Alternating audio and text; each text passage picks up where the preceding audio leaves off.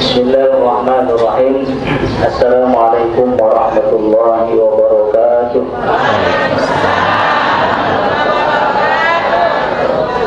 Alhamdulillah wassalatu wassalamu ala Rasulillah.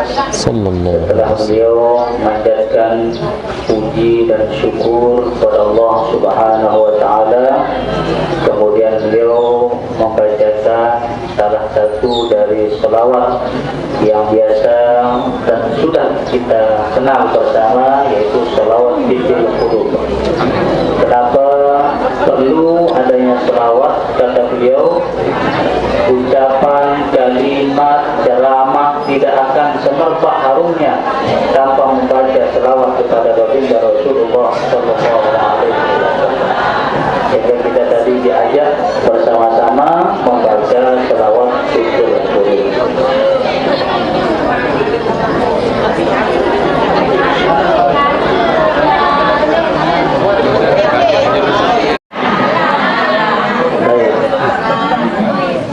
Yang lanjutkan, menerjemahkan saja apa yang beliau sampaikan. Jadi maka ucapan, pengajian atau apapun namanya tidak akan semerbak, tidak akan mengeluarkan wangi-wangian yang indah kecuali dengan berselawat kepada baginda Rasulullah SAW. Karena baginda Rasul SAW adalah pemberi yang menunjukkan kita hidayah sebagai contoh kepada orang-orang yang taat, dan insyaallah syafaat beliau yang kita harapkan kelak di hari kiamat. Selanjutnya beliau menyampaikan terkait dengan acara kita yang sering mungkin kita lakukan di Majelis Ta'lim, mobil khusus dalam rangka memperingati tahun baru Masehi, di mana sebagai bentuk daripada antisipasi kita khususnya di kalangan pemuda dan pemudi supaya tidak melakukan hal-hal yang tidak sesuai dengan ajaran agama kita, maka beliau membahas tentang bagaimana pemuda di dalam Islam. Beliau katakan bahwa pemuda itu memiliki peranan yang sangat penting. Masa muda itu masa yang sangat penting. Kenapa masa muda itu sangat penting? Karena masa muda itu masa pertengahan dari dua masa yang lemah, di mana sejak kecil orang lemah, kemudian dia dewasa, muda, setelah dewasa menjadi pemuda, dia akan menjadi tua dan lemah kembali. Maka kekuatan kita sesungguhnya ketika kita masa muda ini. Sehingga Allah Subhanahu wa taala di dalam Al-Qur'an yang sudah dibacakan tadi, bahwasanya Allah menciptakan manusia ini dari lemah, kemudian dibuat kekuatan menjadi muda, kemudian dijadikan kembali menjadi orang yang lemah. هذه قصة لرجل كبير يحكيها، يقول: تمنيت أن أتزوج في الشباب، وبالفعل تزوجت، ثم تمنيت أن أرزق بالأولاد، ورزقني الله تعالى بالأولاد، ثم تمنيت أن يكون لي بيت آخر، ورزقني الله تعالى ببيت آخر، ثم تمنيت أن أزوج الأولاد، وبالفعل تزوج الأولاد بفضل الله تعالى، ثم تمنيت أن أجلس من العمل وأستريح، وبالفعل تقاعدت فقد كبرت سني، لكنني كنت قبل ذلك مقبلا على الدنيا، والآن صرت مدبرا عنها. Beliau menceritakan kisah dari seseorang yang sudah tua, menceritakan kepada beliau bahwa ada seorang yang berkata, aku ingin ketika muda dulu ingin menikah di usia yang muda, dan alhamdulillah Allah mengabulkan. Kemudian setelah itu keinginannya waktu muda dulu ingin mempunyai anak pada usia yang muda. Allah mengabulkannya. Kemudian dia berkeinginan bisa menikmati keluarga yang bahagia, bisa menikahkan anaknya, melihat cucunya. Allah kabulkan karena dia berkeinginan ketika waktu muda. Kemudian juga ketika dia sudah tua, dari hasil usahanya waktu muda itu, dia berkeinginan untuk masa tuanya tinggal menikmati ibadah, mempersiapkan diri untuk menuju akhirat. Keinginan-keinginannya itu dikabulkan. Kenapa? Karena dia bercita-cita ketika masih muda. Sehingga dulunya dia sibuk dengan urusan dunia, sekarang setelah tuanya dia sibuk dengan urusan akhirat. يقول الرجل: لكن لي أمنيات لم أحققها. تمنيت أن أحفظ القرآن لكن الذاكرة الآن لا تساعدني فقد كبرت سني. تمنيت أن أصوم النهار لكن جسدي لا يقوى على الصيام. Kemudian kata beliau, tetapi ada hal yang dulu tidak saya cita-citakan waktu muda. Dulu saya waktu muda cita-citakan nikah lebih awal waktu muda, punya anak lebih muda, punya cucu lebih muda. Tetapi ada satu hal ternyata saya luput untuk mencita-citakannya. Saya tidak pernah berpikir waktu muda untuk bagaimana menghafal Al-Quran. Kenapa setelah tua muncul keinginan itu? Muncul keinginan menghafal Quran, tetapi ingatan sudah tidak kuat, sudah lama untuk menghafal Quran. Kenapa dulu waktu muda tidak terpikir untuk menghafal Al-Quran tersebut? Dan begitu juga ada hal-hal yang keinginan itu muncul ketika waktu tua, tidak terpikir ketika waktu muda. تمنيت أن أقوم الليل لكن رجلي لا تساعدني. Dulu, sekarang setelah tua ingin sholat malam, tetapi kaki sudah tidak kuat. Ketika sekarang ingin puasa sunat, kekuatan sudah tidak kuat. Kenapa dulu tidak dibiasakan waktu muda?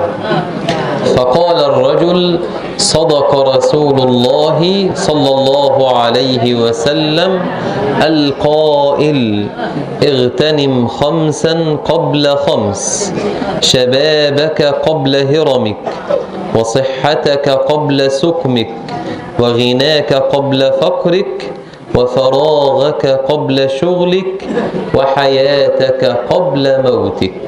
Maka sungguh benar sabda baginda Rasul sallallahu alaihi wasallam yang mengingatkan kita tentang 5 hal, di mana 5 hal ini yang sering menyebabkan orang menyesal setelah tuanya. 5 hal ini, kenapa Rasul menyebutkan 5 hal ini? Karena 5 hal inilah yang sering menjadikan orang menyesal. Pertama, jaga masa muda sebelum datang tua.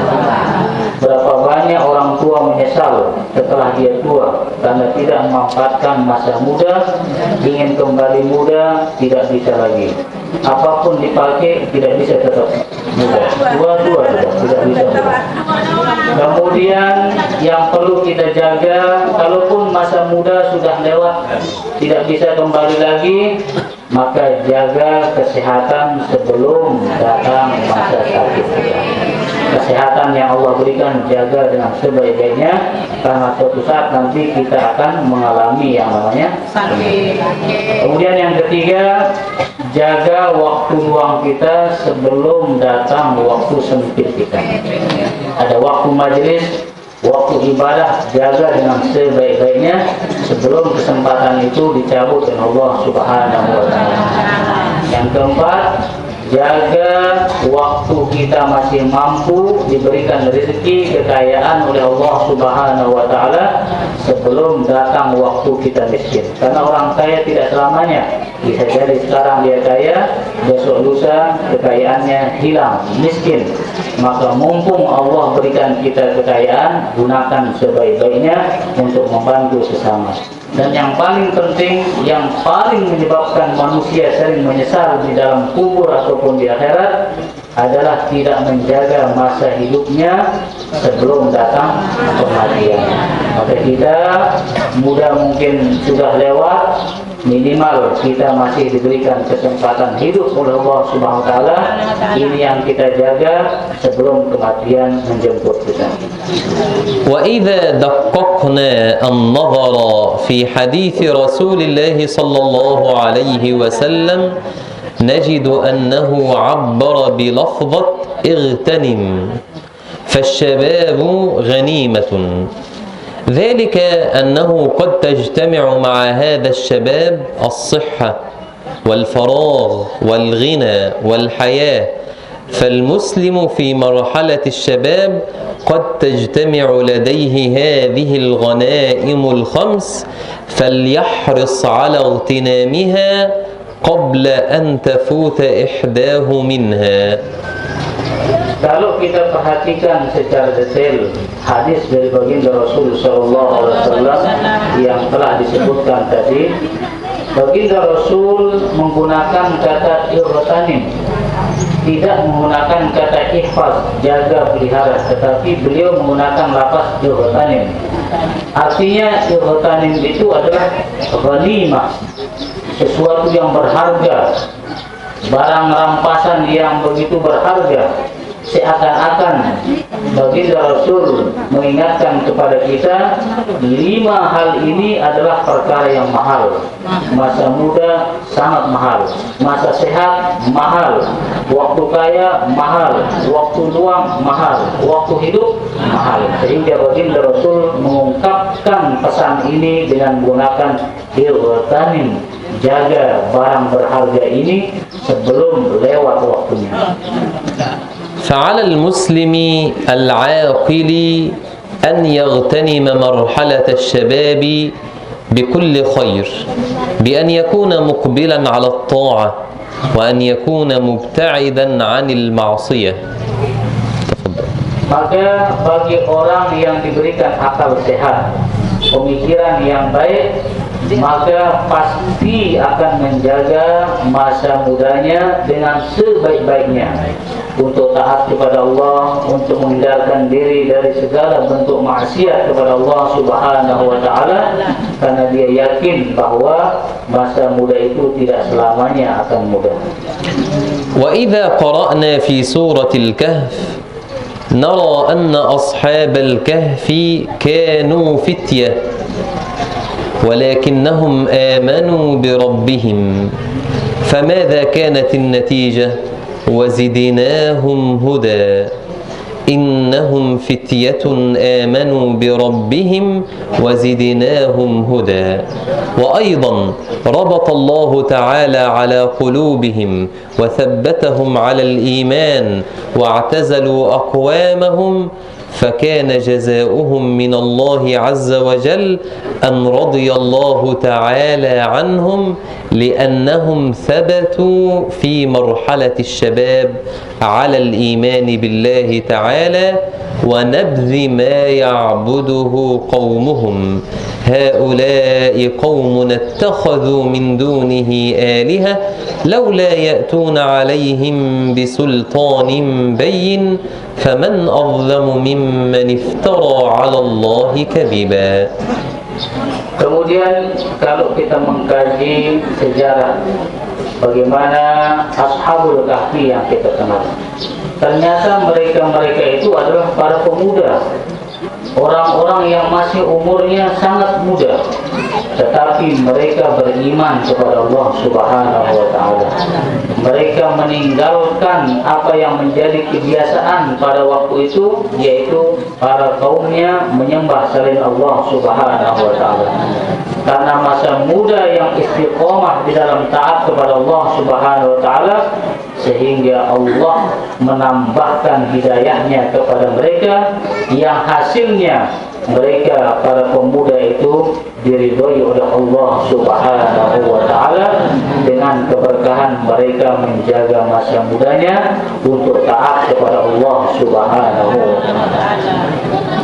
يقول أعداء الإسلام إننا لن ننتصر على المسلمين ما داموا يقرؤون القرآن ويتحدثون بالعربية، فلا بد أن نزيل القرآن من وجوههم وأن نقتلع العربية من ألسنتهم.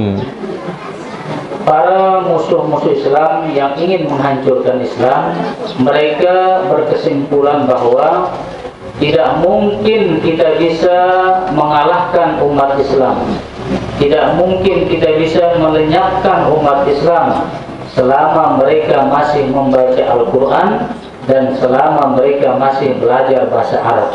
Oleh karena itu, musuh-musuh Islam berusaha bagaimana para pemuda umat Islam tidak lagi membaca Al-Quran, disibukkan dengan hal-hal yang lain. Para pemuda umat Islam tidak lagi belajar bahasa Arab, karena itulah yang diinginkan oleh musuh-musuh Islam untuk menghancurkan Islam, jauhkan umat Islam dari Al-Quran, jauhkan umat Islam dari belajar bahasa Arab. علينا أن ننتبه لما يدبره أعداء الإسلام للمسلمين. إنهم يريدون أن يشغلونا بالتقليد الأعمى، يريدون أن يشغلوا نساءنا بأن يلبسوا الملابس الضيقة التي تحدد أجسامهم، وأن يغروا الفتيان، يريدون أن تضع المرأة الروائح الجميلة، يريدون أن يقضي الشباب أوقاتهم أمام الشاشات فيما لا ينفع ولا يفيد، يريدون إضعاف الشخصية العربية الإسلامية، يريدون من الشباب أن يتكبروا على النصائح وألا يهتموا بالكبار ولا بتعليماتهم. فعلينا أن ننتبه لهذه المخططات جميعها. Oleh karena itu kita perlu waspada dengan sebaik-baiknya, karena orang-orang yang ingin menghancurkan umat Islam, ingin menghancurkan Islam, mereka diantara cara-caranya adalah menyibukkan kita umat Islam dengan hal-hal yang tidak bermanfaat. Para pemuda disibukkan dengan pacaran, yang perempuan disibukkan dengan pakaian-pakaian yang menyimpang dari ajaran Islam, kemudian membuat perayaan-perayaan yang tidak sesuai dengan ajaran Islam. Para pemudi kita, perempuan gadis-gadis kita disibukkan dengan HP yang tidak berhenti-henti melihat HP, tidak membaca Quran, mereka hanya sibuk membaca HP. Kemudian menggunakan parfum yang mengundang syahwat laki-laki. Kemudian mereka janjian membuat acara-acara sendiri, khususnya di tahun baru. Itulah cara-cara mereka untuk menjauhkan umat Islam dari agama Islam, untuk menghancurkan kita umat Islam, supaya generasi kita umat Islam sendiri tidak lagi mengerti bagaimana ajaran Islam yang sesungguhnya. ولكن ليعلم الأعداء أن القرآن محفوظ بحفظ الله تعالى له، وأن اللغة العربية محفوظة بحفظ القرآن. قال الله تعالى: إنا نحن نزلنا الذكر وإنا له لحافظون. Tetapi para musuh-musuh Islam itu sadar betul bahwa Al-Quran itu tidak mungkin akan dihilangkan, karena dia dijaga oleh Allah Subhanahu wa Ta'ala. Begitu juga bahasa Arab tidak mungkin dihilangkan, karena Al-Quran menggunakan bahasa Arab. Karena itu di dalam jaminan Allah Subhanahu wa Ta'ala, Inna nahnu nazzalna dzikra wa inna lahu lahafizun. Sesungguhnya kami yang menurunkan Al-Quran, dan sesungguhnya kami yang akan menjaga Al-Quran tersebut. فما الواجب على شباب الإسلام لكي يحفظوا أنفسهم من مخططات أعدائهم؟ Kemudian bagaimana langkah kita sebagai pemuda, sebagai umat Islam, supaya kita bisa menangkal langkah-langkah orang-orang yang ingin menghancurkan Islam. Maka kita perlu tahu bagaimana semestinya kita sebagai pemuda dari umat Islam. أولا على الشباب أن يدركوا أن الغاية التي من أجلها خلقهم الله هي عبادته. قال الله تعالى: وما خلقت الجن والإنس إلا ليعبدون. Yang pertama, langkah kita untuk menyadarkan umat Islam sekarang ini adalah kita harus sadar betul, khususnya pemuda, harus sadar betul kenapa Allah menciptakan kita. Tiada lain, kita diciptakan oleh Allah Subhanahu wa taala untuk beribadah kepada Allah Subhanahu wa taala, sebagaimana firman Allah, "Wa ma khalaqtul jinna wal insa illa liya'budun." Aku tidak ciptakan jin dan manusia kecuali untuk beribadah kepada Allah Subhanahu wa taala. فالناس جميعا بل والجان لم يخلقوا إلا لعبادة الرحمن. ولكن ما معنى العبادة؟ ذلكم أن بعض الناس يخطئون في تصور مفهوم العبادة، فيقصرون العبادة على الصلاة والصيام والزكاة والحج، لكن العبادة تتسع لتشمل كل مناحي الحياة. Seluruh umat Islam, seluruh manusia dan jin, sesungguhnya mereka diciptakan tiada lain untuk beribadah kepada Allah Subhanahu wa taala. Tetapi tahukah kita makna ibadah itu? Sebagian kita salah memaknai ibadah. Kita hanya memaknai ibadah sholat, puasa, haji yang berkaitan dengan ibadah ritual. Tetapi makna ibadah itu sesungguhnya semua aspek kehidupan kita itu sebenarnya ibadah kalau sesuai dengan tuntunan agama kita. إذا نوى الإنسان بنومه مبكرا أن يقوم لصلاة الفجر فهذه عبادة. إذا حفظ الإنسان ابنه القرآن وعلمه طاعة الله ورسوله ونوى بذلك إرضاء الله فهذه عبادة. إذا اجتمع الإنسان في هذا المجلس، في مجلس التعليم هذا، ليسمع كلمة في الدين ونوى بهذا إرضاء الله فهذه عبادة. فالعبادة تتسع لكل ما في الحياة. إذا ركبت سيارتك وذهبت لتعطي مالا لليتيم أو حتى توصل إنسانا إلى مكان ما، فكل فعل خير عبادة. تعلمك في الجامعة عبادة. وهذا كله مصداقا لقوله تعالى: قل إن صلاتي ونسكي ومحياي ومماتي لله رب العالمين لا شريك له وبذلك أمرت وأنا أول المسلمين. Maka yang perlu kita pahami, makna ibadah itu sangat luas. Kita tidur lebih awal malam harinya dengan niat untuk bisa bangun sholat subuh berjamaah, tidur kita itu ibadah. Kita mengajarkan anak-anak kita supaya bisa menghafal Quran, itu juga ibadah. Bahkan kita punya kendaraan, niat kita keluar untuk memberikan bantuan, keluar untuk majelis, keluar untuk mencari nafkah, semuanya itu bernilai ibadah. Maka apabila segala kebaikan yang kita lakukan, tujuan kita untuk kebaikan mencari ridha Allah Subhanahu wa taala, maka semuanya itu adalah ibadah, bukan sebatas sholat, puasa dan haji saja.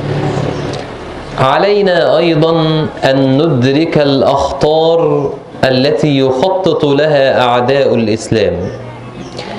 كما قلنا منذ قليل إنهم يريدون تضييع أوقات الشباب المسلمين فيما لا ينفع ولا يفيد.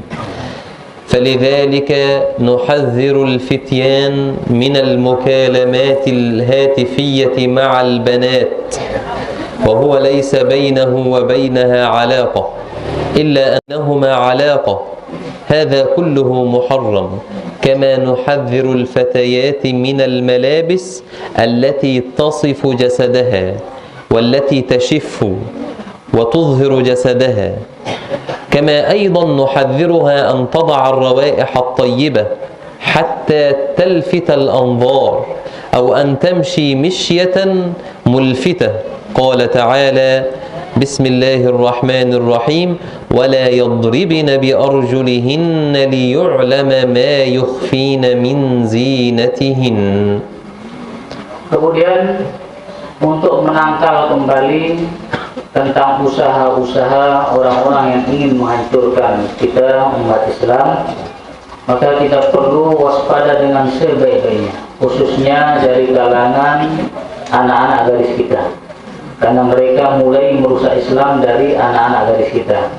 Mereka memberikan pakaian-pakaian yang tidak lagi menutup aurat, karena syarat pakaian yang menutup aurat itu ada 3: tidak ketat, tidak jarang, dan tidak terpotong. Walaupun dia tebal tetapi kelihatan bentuk tubuhnya, maka itu juga bukan termasuk pakaian syar'i. Kemudian anak-anak gadis kita sekarang ini mulai disibukkan dengan internet, HP, sehingga mereka berkomunikasi dengan lawan jenis yang bukan ada hubungan apa-apa. Mereka saling mengirimi gambar, foto, dan lain sebagainya, sehingga rusaklah anak-anak kita. Apabila anak-anak kita ini sudah rusak, maka generasi selanjutnya akan rusak.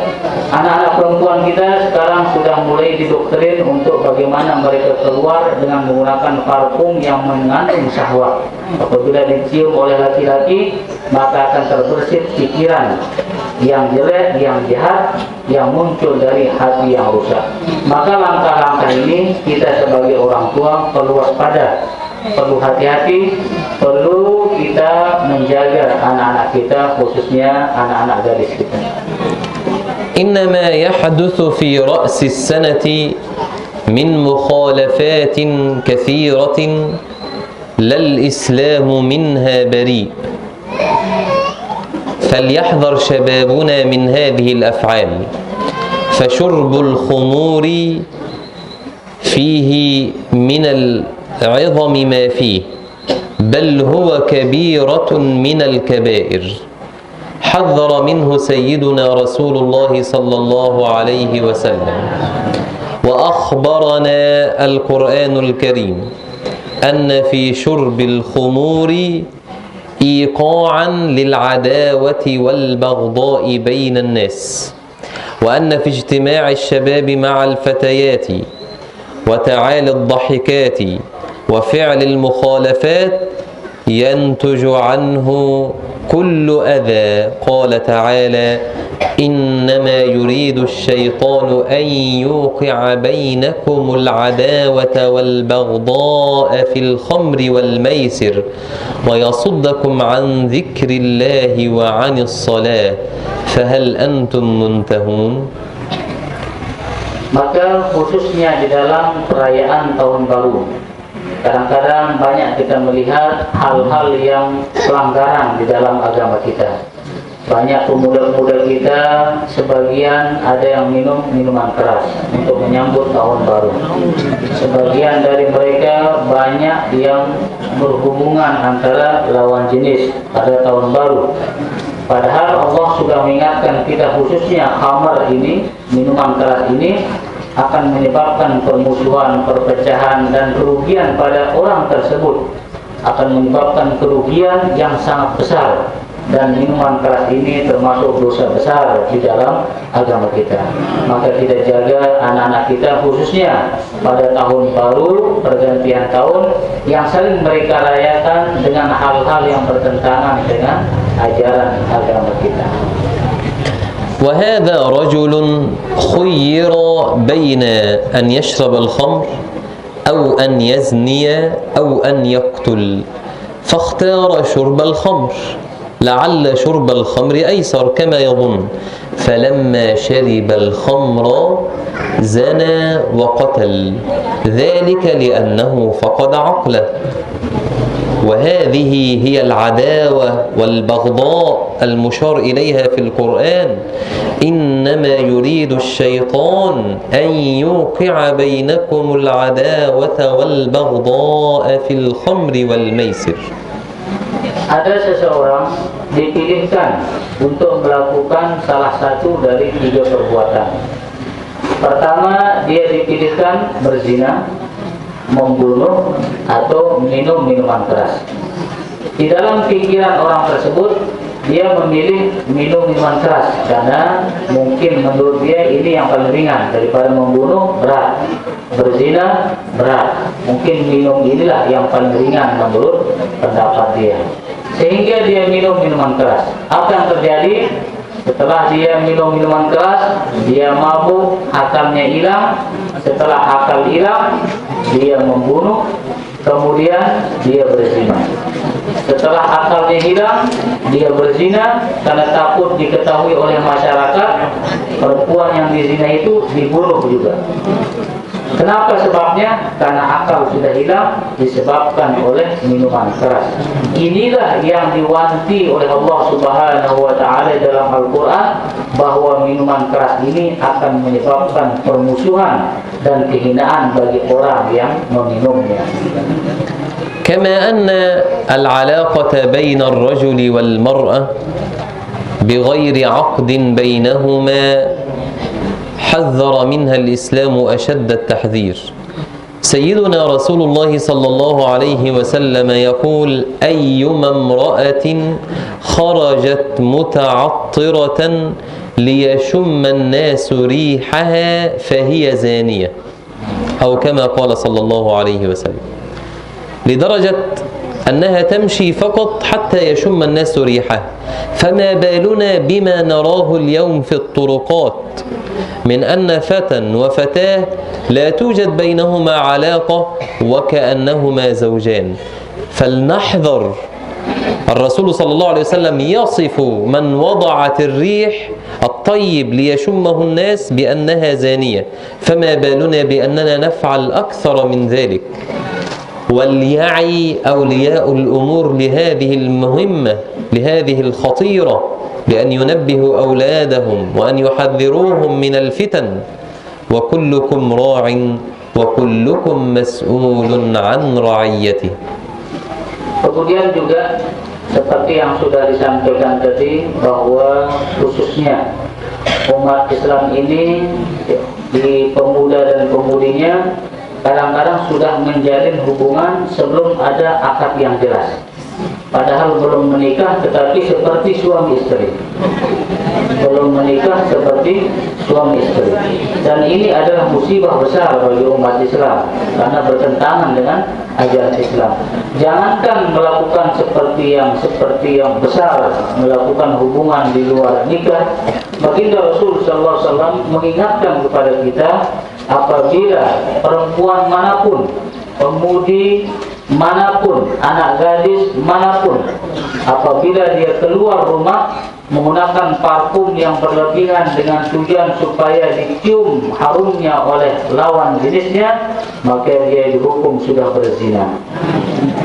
Keluar dari rumah menggunakan parfum yang berlebihan, tujuannya supaya lawan jenis mencium harumnya supaya tergoda, maka dia sudah dihukum zina oleh baginda Rasul SAW. Kita perhatikan, hanya menggunakan parfum keluar berlebihan dengan tujuan yang tidak baik, itu dihukum zina, apalagi melakukan hubungan lawan jenis yang tanpa akad yang jelas. Bagaimana hukumnya dalam Islam? Sangat berat. إن الواجب على الشباب المسلم أن يلتزم في هذه المرحلة. فالله تعالى يعجب من الشاب الذي ليس له صبوة. يفرح الله تعالى من الشاب الذي يترك الدنيا ويقبل على طاعته، ويخصه بمزايا كثيرة. هيا نتعرف على بعض المزايا وبعض الفوائد التي يجنيها الشاب المسلم من وراء التزامه. Kalau tadi sudah dibahas bagaimana bahayanya seorang pemuda-pemudi yang tidak taat kepada Allah Subhanahu wa taala, maka sekarang kita akan mengetahui bagaimana kelebihan seorang pemuda dan pemudi yang menjaga dirinya, yang taat kepada agamanya, bagaimana kelebihan-kelebihan yang akan diberikan oleh Allah Subhanahu wa taala kepada mereka para pemuda yang selalu taat kepada Allah Subhanahu wa taala. أولا الشاب المسلم الذي نشأ في طاعة الله يظلله الله تعالى في ظل عرشه يوم لا ظل إلا ظله يوم تدنو الشمس من الرؤوس يوم عصيب شديد يتمنى فيه الناس الانصراف من حرارة الشمس ولو إلى النار. فما جزاء هذا الشاب الذي عاش في طاعة الله؟ أن الله تعالى يظلله بظله كما جاء في الحديث: 7 يظلهم الله في ظله يوم لا ظل إلا ظله، وذكر منهم: وشاب نشأ في عبادة الله. Pertama, kelebihan yang akan diberikan oleh Allah Subhanahu wa taala kepada seorang pemuda. Jadi yang namanya pemuda itu umur 40 tahun ke bawah, itu namanya pemuda. Kalau 40 tahun ke atas itu namanya tua. 40 tahun ke bawah itu namanya muda. Supaya kita tahu mana muda dan mana tua. Maka orang yang muda ini, kelebihan pertama yang akan diberikan oleh Allah Subhanahu wa taala apabila dia taat kepada Allah Subhanahu wa taala waktu mudanya, nanti di hari kiamat dia akan diberikan naungan oleh Allah Subhanahu wa taala. Ketika matahari berada di atas kepalanya, ketika orang-orang ingin berlari dari sengatan panas matahari yang begitu dahsyat, bahkan lebih baik memilih api daripada panasnya matahari pada kiamat itu. Tidak ada tempat bernaung, tidak ada pohon, tidak ada atap, tidak ada apapun. Matahari sangat dekat. Maka pemuda yang taat kepada Allah Subhanahu wa taala akan mendapatkan naungan, tidak akan merasakan kepanasan nanti pada hari kiamat. كما أن حساب الشاب المسلم المخلص لله تعالى في الآخرة سهل يسير، فقد جاء في حديث سيدنا رسول الله صلى الله عليه وسلم أنه قال: لا تزول قدم عبد يوم القيامة حتى يسأل عن 4: عن شبابه فيما أبلاه، وعن عمره فيما أفناه، وعن ماله من أين اكتسبه وفيما أنفقه، وعن علمه ماذا عمل فيه، أو كما قال صلى الله عليه وسلم. فالله تعالى إذا سأل الشاب عن شبابه: فيما أبليت هذا الشباب؟ ماذا فعلت فيه؟ يقول: يا ربي تعلمت القرآن ودرست وأخلصت، فيكون حسابه يسيرا. حساب الشاب المسلم يوم القيامة سهل يسير، لأنه قضى شبابه في الخير والنفع والطاعة بما يعود على نفسه وعلى أهله وعلى مجتمعه بالخير. Begitu juga kelebihan yang kedua akan didapatkan oleh seorang pemuda yang taat itu. Nanti pada hari kiamat dia akan dihisab dengan hisab yang mudah, sangat gampang, tidak berat hisabnya. Karena hal ini dijelaskan oleh baginda Rasul SAW bahwa tidak akan berpindah kaki seseorang sampai dia ditanya 4 perkara. Yang pertama, masa mudanya digunakan untuk apa? Umurnya dipakai untuk apa? Hartanya didapat dari mana dan digunakan untuk apa? Kemudian ilmunya digunakan untuk apa? Maka apabila seorang pemuda yang taat kepada Allah, ketika ditanya untuk apa masa mudamu, maka dia sangat mudah untuk menjawab, masa muda saya dulu saya gunakan untuk taat kepada Allah, saya gunakan untuk beribadah kepada Allah. Maka hisabnya sangat mudah dan akan lurus di dalam yaumul hisab. على الشاب المسلم أن يكون له قدوة صالحة يقتدي بها في حياته، وإذا كانت القدوة فلا بد أن تكون القدوة في رسل الله ولا سيما في سيدنا رسول الله صلى الله عليه وسلم ثم في صحابته الكرام. Kemudian bagi pemuda harus mempunyai suri tauladan, harus mempunyai contoh. Maka tiada yang pantas menjadi contoh kita kecuali baginda Rasul Sallallahu Alaihi Wasallam. Maka kita sebagai pemuda harus punya contoh supaya kita tidak salah mencontoh. Seperti banyak pemuda kita mencontoh artis, mencontoh pemain bola dan lain sebagainya. Kenapa tidak mencontoh Rasulullah Sallallahu Alaihi Wasallam? Maka pemuda harus punya contoh, harus punya qudwah. يقول الله تعالى: لقد كان لكم في رسول الله أسوة حسنة لمن كان يرجو الله واليوم الآخر وذكر الله كثيرا. رسول الله صلى الله عليه وسلم هو القدوة وهو المثل الأعلى لنا. تعالوا ننظر إلى رسول الله صلى الله عليه وسلم وإلى صحابته وهم من فئة الشباب في الهجرة النبوية المباركة. من الذي كان مع سيدنا رسول الله صلى الله عليه وسلم في الهجرة؟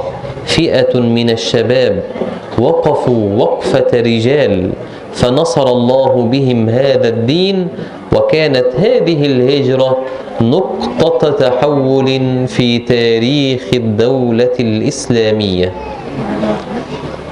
Dalam ayat Allah Subhanahu wa taala tegaskan, sungguh telah ada pada diri Rasulullah sallallahu alaihi wasallam suri tauladan yang baik. Maka bagi pemuda, jadikanlah Rasulullah sallallahu alaihi wasallam menjadi contoh yang terbaik. Begitu juga dengan para sahabat-sahabat baginda Rasul sallallahu alaihi wasallam.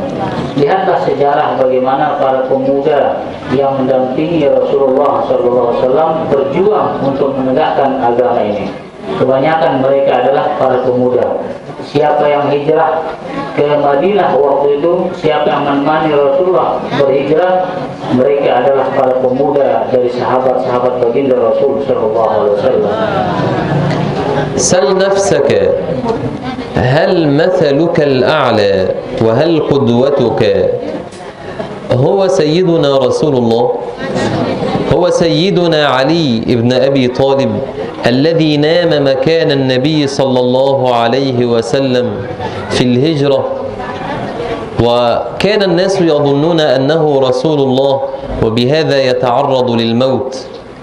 هل مثلك الأعلى سيدنا أبو بكر الذي خرج بماله ونفسه في هذه الهجرة؟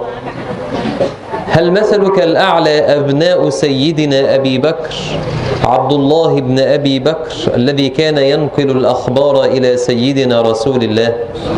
هل مثلك الأعلى السيدة أسماء بنت أبي بكر التي كانت تصنع الطعام وتذهب تعرض نفسها للأخطار؟ من أين كان هؤلاء الفئة؟ سيدنا أبو بكر وعبد الله بن أبي بكر وأسماء بنت أبي بكر وعامر بن فهيرة، كل هؤلاء كانوا من هذه المرحلة. كانت أعمارهم ليسوا من فئة الشيوخ، بل كانوا من فئة الشباب، ولكن نصر الله بهم هذا الدين. هل هؤلاء هم مثلنا الأعلى؟ أم إن مثلنا الأعلى هم لاعبي المباريات والذين نشاهدهم في المسلسلات والأفلام؟ علينا أن نضع لأنفسنا قدوة صالحة حقيقية نتأسى بها حتى نفوز في الدنيا والآخرة. Mari kita tanya diri kita masing-masing, siapa yang kita idolakan hidup ini? Siapa yang kita contoh? Sudahkah kita mencontoh Rasulullah sallallahu alaihi wasallam? Sudahkah kita mencontoh para sahabat Rasulullah sallallahu alaihi wasallam? Lihatlah bagaimana seorang pemuda yang bernama Ali bin Abi Thalib.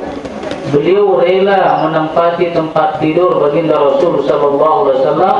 Pada suatu malam orang-orang kafir Quraisy sudah merencanakan untuk membunuh baginda Rasul sallallahu alaihi wasallam. Tetapi Sayyidina Ali yang menempati tempat tidur beliau sanggup untuk dibunuh oleh orang-orang kafir Quraisy. Sudahkah kita mencontoh Abu Bakar As-Siddiq? Beliau menyumbangkan dirinya dan seluruh hartanya untuk perjuangan Islam ini. Sudahkah kita mencontoh Abdullah, putra dari Abu Bakar As-Siddiq, yang beliau yang menyiapkan segala sesuatu ketika baginda Rasul sedang berhijrah? Sudah kita mencontoh Asma, putri dari Abu Bakar As-Siddiq, yang menyiapkan makanan, mengantar makanan ke tempat persembunyian Rasulullah ketika dikejar oleh orang-orang kafir untuk dibunuh. Beliau semua adalah para pemuda yang siap mati untuk perjuangan agama Islam. Sudahkah kita mencontoh mereka semua? Ataukah kita mencontoh para artis-artis, mencontoh para pemain bola yang mendatangkan mudarat untuk kita, tidak mendatangkan manfaat dunia dan akhirat kita? Maka contohlah para sahabat baginda Rasul sehingga kita selamat di dunia dan selamat di akhirat nanti. إن الواجب علينا ناحية الشباب حسن تنشئتهم من ناحية العقيدة، ولنحفظهم حديث رسول الله صلى الله عليه وسلم لابن عباس: يا غلام إني أعلمك كلمات احفظ الله يحفظك، احفظ الله تجده تجاهك، إذا سألت فاسأل الله، وإذا استعنت فاستعن بالله، واعلم أن الأمة لو اجتمعت على أن ينفعوك بشيء لن ينفعوك إلا بشيء قد كتبه الله لك، ولو اجتمعوا على أن يضروك بشيء لم يضروك إلا بشيء قد كتبه الله عليك، رفعت الأقلام وجفت الصحف. هذه العقيدة إذا نشأ عليها الشاب وأدرك أن كل شيء بيد الله، وأنه لا يستطيع أحد أن يقدم لهذا الشاب نفع أو ضرر، حينها يدرك الشاب أن كل شيء بيد الله، وأنه سيفوض أموره جميعها حتما إلى الله رب العالمين. Maka semuanya itu akan muncul, akan bisa kita lakukan dimulai dari keyakinan yang benar. Sebagaimana hadis baginda Rasul SAW yang diwasiatkan kepada salah seorang sahabat beliau, Abdullah bin Abbas.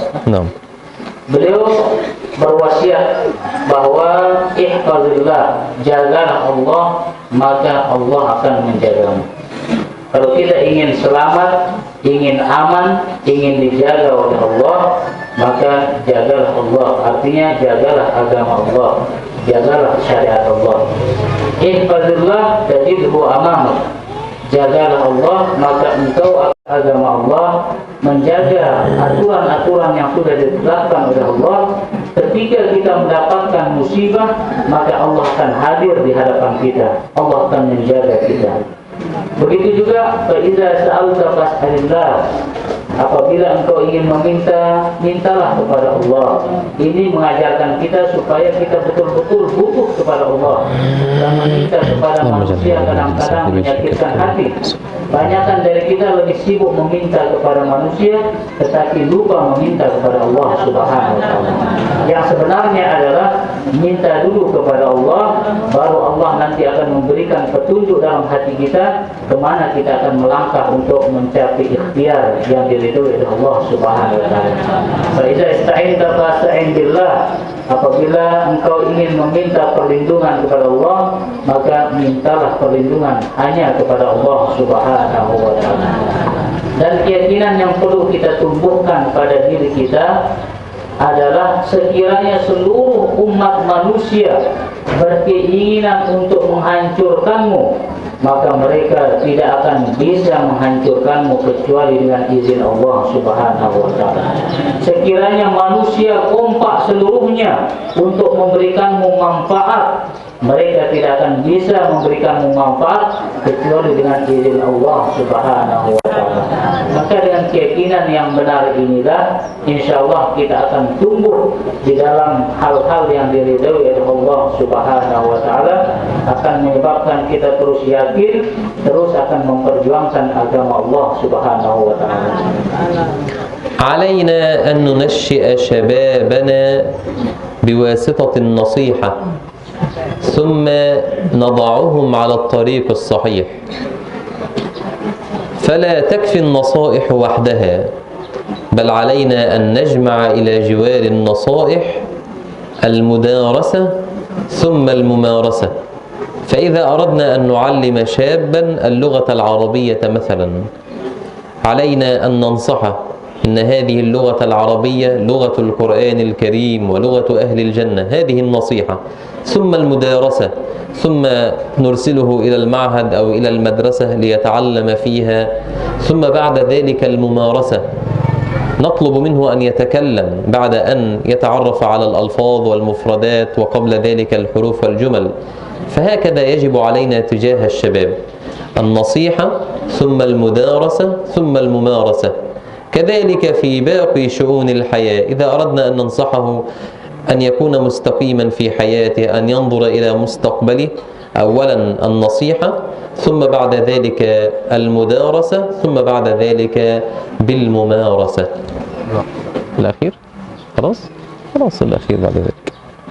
Kemudian beliau menyampaikan bahwa kita tidak cukup dengan nasihat saja, tidak cukup dengan mendengarkan nasihat pengajian saja. Kalau kita ingin berubah, ingin menjadikan generasi kita generasi yang baik, setelah kita memberikan nasihat, memberikan pengajian, perlu mereka diajar secara khusus. Kemudian setelah mereka diajar, perlu dibiasakan. Tidak cukup diajar kemudian ditinggalkan tanpa pembiasaan. Dalam semua hal kita perlu nasihat, perlu diajar secara khusus, dan perlu dibiasakan. Beliau contohkan misalnya ingin belajar bahasa Arab.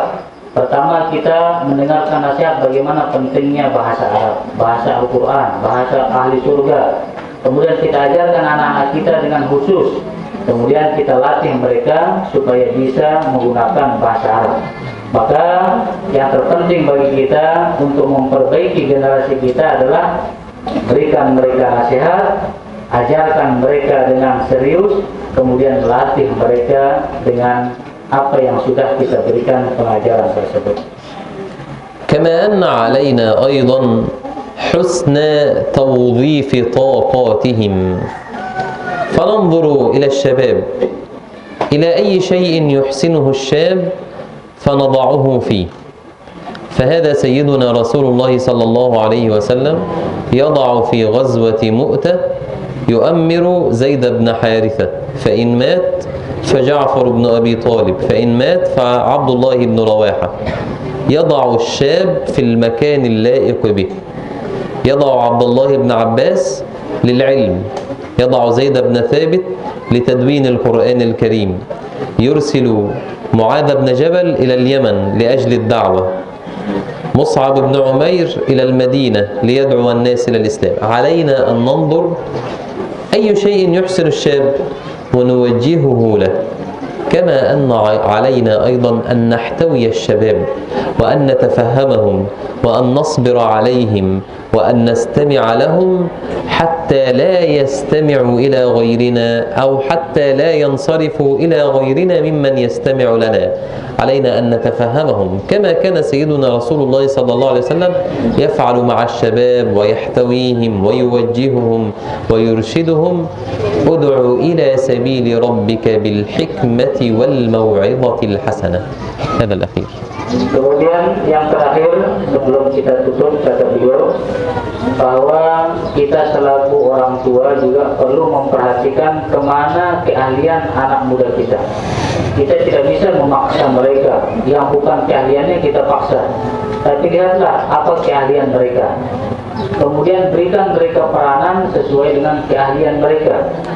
Sebagaimana yang dilakukan oleh baginda Rasul SAW. Abdullah bin Abbas diberikan porsi di bidang ilmu, Zaid bin Thabit diberikan untuk menulis Al-Quran. Kemudian begitu juga sahabat dilihat oleh baginda Rasul mana kelebihan yang mereka miliki, maka mereka difungsikan. Jangan kita selaku orang tua tidak memfungsikan pemuda kita. Fungsikan mereka sesuai dengan keahlian mereka. Ajak mereka berdialog sehingga kita bisa mendengarkan mereka, mereka juga mendengarkan kita.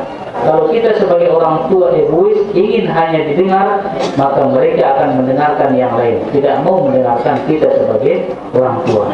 Maka cara kita yang terbaik adalah ajak mereka dengan cara yang baik sehingga mereka mau mendengarkan kita mendengarkan mereka, gunakan mereka sesuai dengan keahliannya, manfaatkan mereka supaya mereka sibuk dengan hal-hal yang baik. Itu cara kita untuk bagaimana memperbaiki generasi kita. هذا والله أسأل أن يعلمنا ما ينفعنا وأن ينفعنا بما علمنا وأن يزيدنا علما وأن يهدينا سواء السبيل وإني لشاكر لكم حسن استماعكم كما أني شاكر لكل من قام على إعداد هذا المجلس. نسأل الله عز وجل أن يجعل هذا العمل في ميزان حسناتكم اللهم آمين. وصلى الله وسلم وبارك على نبينا محمد وعلى آله وأصحابه أجمعين وآخر دعوانا أن الحمد لله رب العالمين.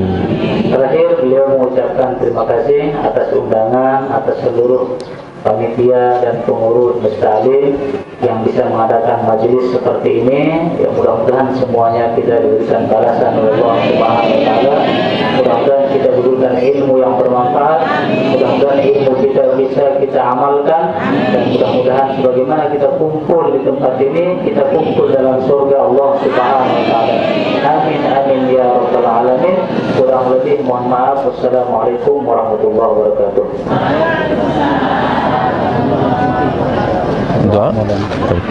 Mari kita doa bersama-sama. اللهم ربنا لك الحمد كما ينبغي لجلال وجهك ولعظيم سلطانك.